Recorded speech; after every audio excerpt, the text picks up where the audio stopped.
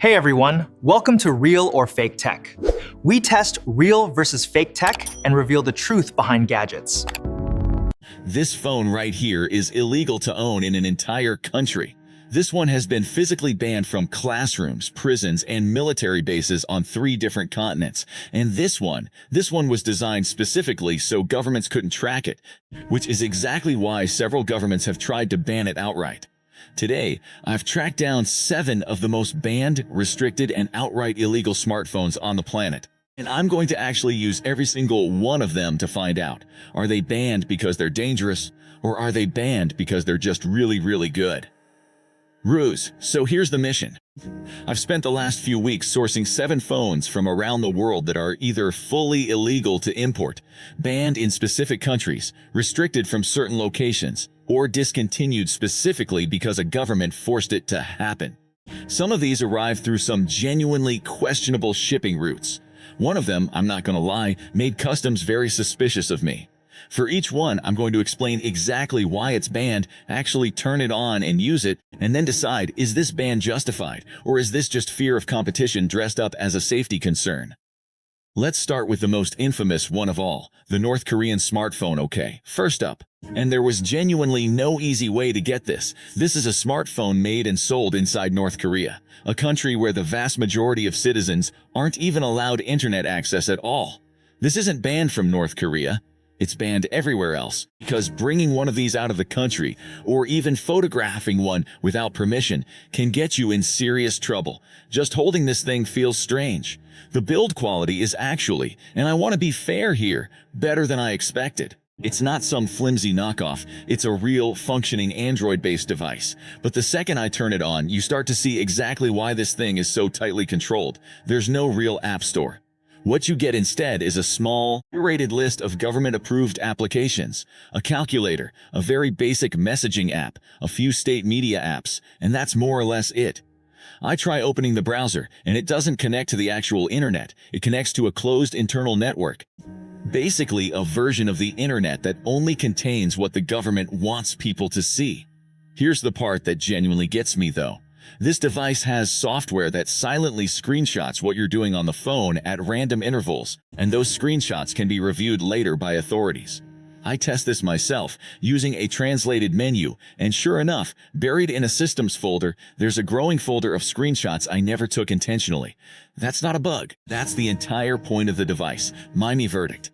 This isn't really a smartphone in the way we think about smartphones. It's a surveillance device that happens to look like one. Banned outside North Korea for very obvious reasons, and honestly, I understand why. The encrypted black phone next up is a phone that's been banned or heavily restricted in multiple countries for the exact opposite reason.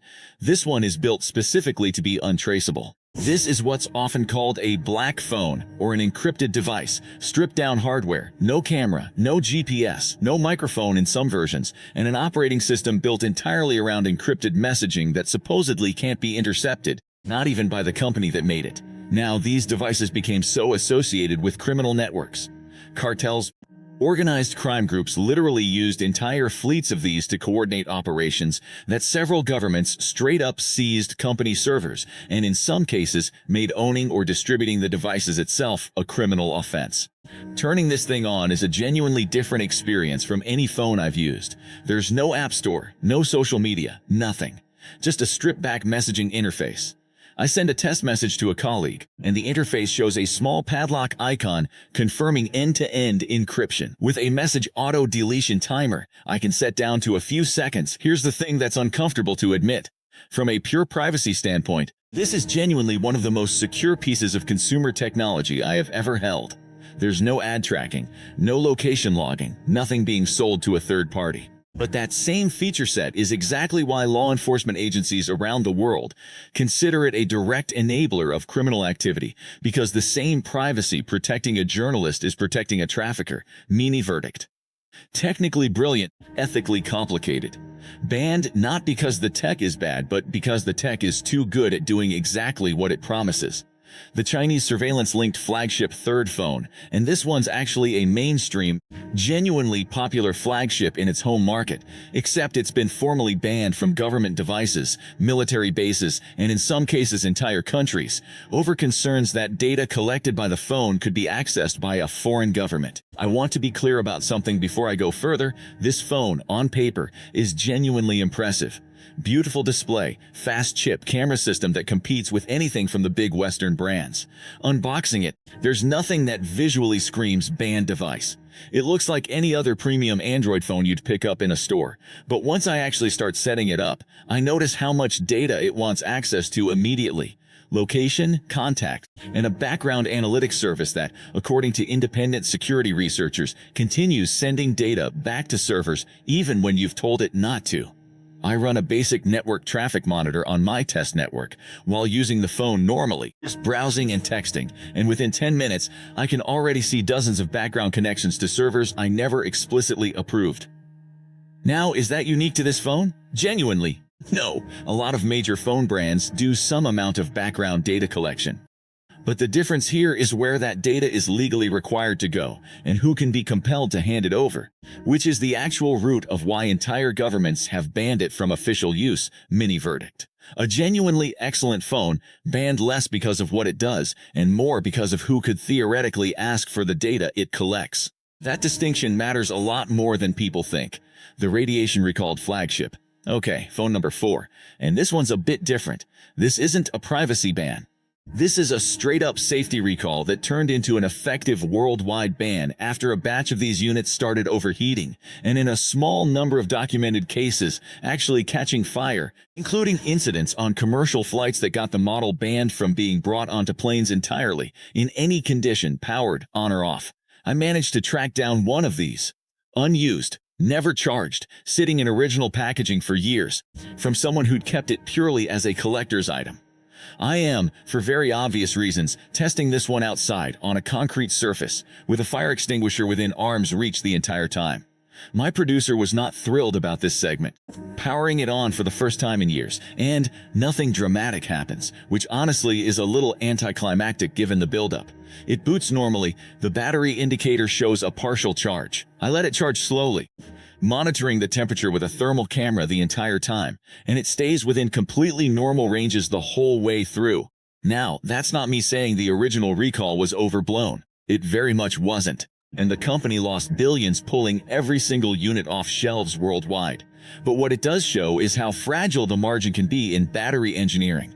A single manufacturing defect in the battery cell multiplied across millions of units, and you get a device banned from airports, banned from planes, banned from being sold anywhere on Earth within a matter of weeks. Mini verdict.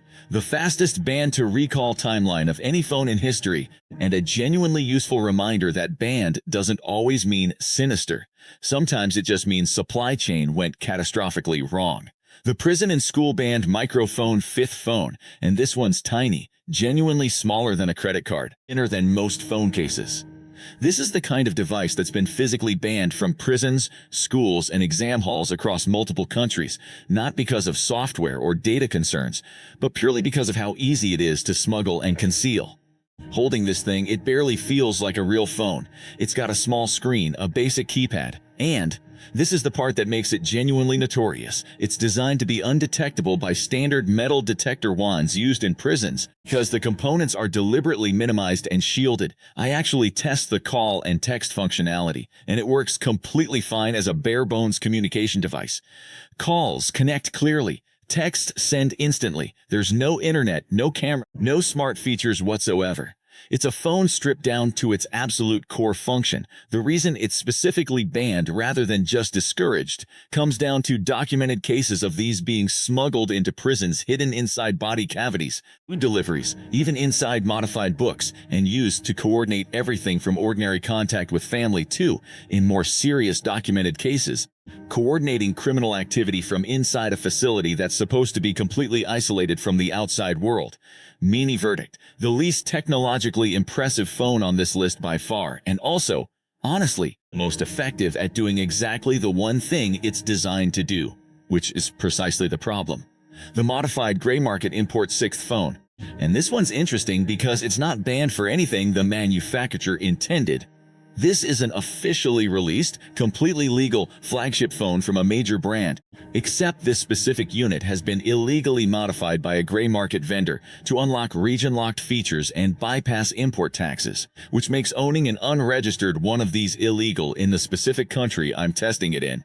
Getting this one meant going through a genuinely sketchy import process, the kind where the seller communicates entirely through disappearing messages, and the tracking number updates about once every 4 days with zero explanation. When it finally arrives, the box itself looks completely legitimate, same branding, same seals.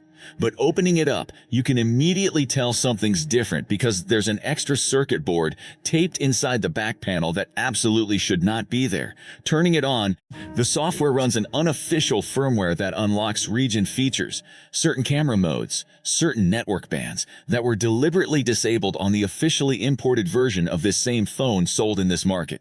On paper, that sounds like a win for the consumer. In practice, this modification voids literally every safety certification the phone originally had, because that extra board interferes with the antenna's power output regulation, which is the exact thing regional safety agencies test and approve.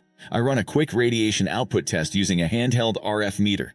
Comparing this modified unit against an official unmodified version of the same phone, and the modified one is putting out measurably higher radiation levels than the certified safety limit for this region. Not dangerously so, but enough that it explains exactly why customs agencies specifically target and seize these. Mini verdict. Not banned because the phone is bad, banned because someone made it worse trying to make it better.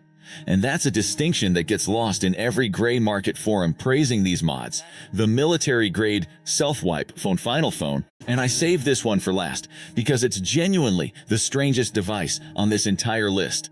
This is a hardened military contract smartphone, originally built for use in restricted government and defense environments. That ended up on the civilian black market after a batch of decommissioned units were, allegedly, improperly disposed of rather than destroyed as required.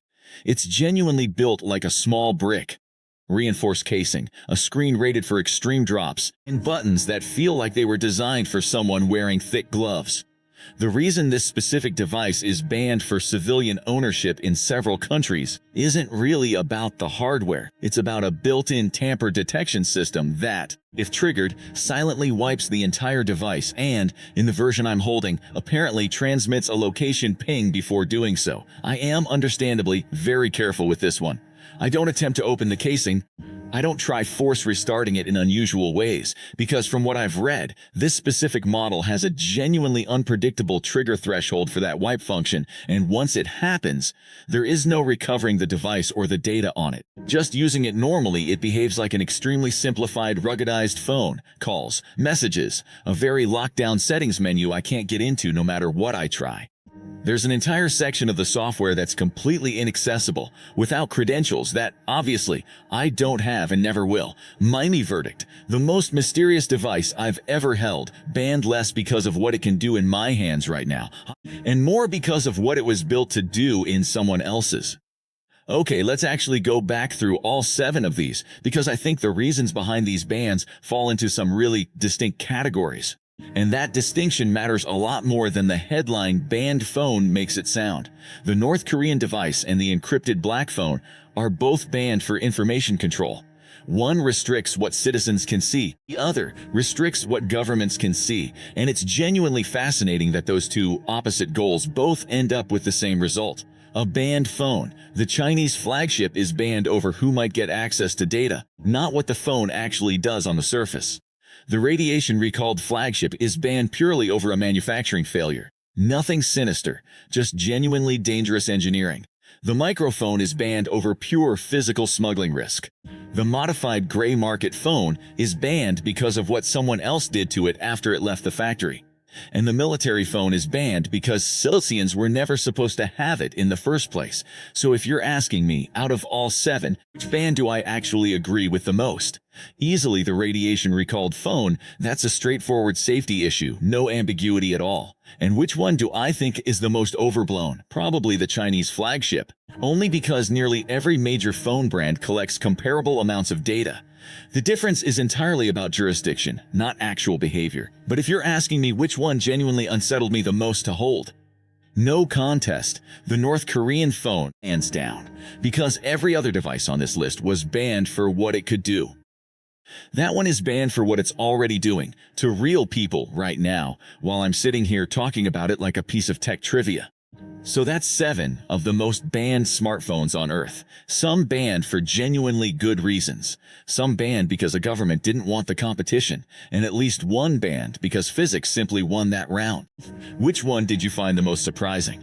Let me know, because honestly, going into this, I expected the answers to be a lot more boring than they turned out to be.